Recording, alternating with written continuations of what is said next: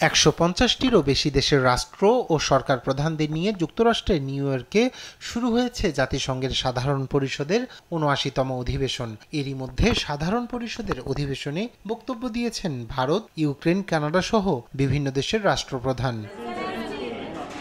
উচ্চ পর্যায়ের এই বৈঠকে অংশ নেওয়া অতিথিদের নিরাপত্তা দেওয়া মার্কিন সিক্রেট সার্ভিসের জন্য বড় এক চ্যালেঞ্জ।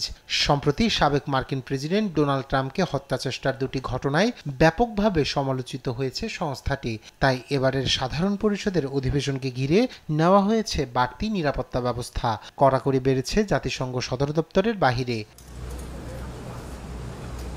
এবারের অধিবেশনে নতুন মাত্রা যোগ করেছে ফিলিস্তিন। জাতিসংঘের পূর্ণ সদস্য না হয়েও অধিবেশনে অংশ নিচ্ছে তারা। চলতি বছরের মে মাসে সাধারণ পরিষদে ফিলিস্তিনকে পূর্ণাঙ্গ সদস্য করতে পক্ষে ভোট দিয়েছিল ১৪৩টি দেশ। তবে এর বিরোধিতা করে ইসরায়েল।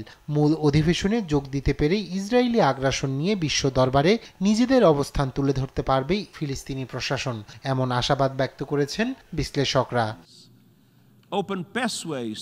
এবারের সম্মেলনের মূল আহ্বান হচ্ছে একযোগে সহযোগিতা। কেবল সাময়িকভাবে সমস্যার সমাধান করতে নয়, বরং দ্বিতীয় বিশ্বযুদ্ধ পরবর্তী প্রতিষ্ঠানগুলোকে আধুনিকরণ করতেও গুরুত্ব দেওয়া হবে, যাতে ভবিষ্যতে বৈশ্বিক হুমকির মোকাবেলা করা যায়। বৈশ্বিক সংঘাত, জলবায়ু পরিবর্তন, সামাজিক বৈষম্য, ঋণ বৃদ্ধি এবং কৃত্রিম বুদ্ধিমত্তার মতো উদীয়মান প্রযুক্তির নিয়ন্ত্রণকে উদ্বেগজনক বিষয় হিসেবে তুলে ধরেছেন জাতিসংঘ মহাসচিব। ৭৯তম অধিবেশনে গুরুত্ব পাবে এসব বিষয়। প্রতি বছর সেপ্টেম্বরে নিউ ইয়র্কে জাতিসংঘ সদর দপ্তরে বৈঠকে বসেন বিশ্ব নেতারা। বিভিন্ন বৈশ্বিক সমস্যা নিয়ে আলোচনা করেন তারা। একই মঞ্চে বিশ্বের বিভিন্ন রাষ্ট্রের নেতা ও সরকারের গুরুত্বপূর্ণ ব্যক্তিদের একে অপরের সাথে সাক্ষাৎ হয় বলে জাতিসংঘের সাধারণ পরিষদের এই সভাকে কূটনৈতিক স্পিড ডেটিং ইভেন্ট হিসেবে আখ্যা দিয়ে থাকেন কূটনৈতিকরা।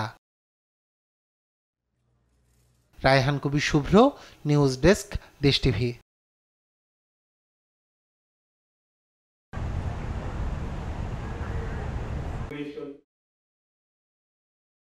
We're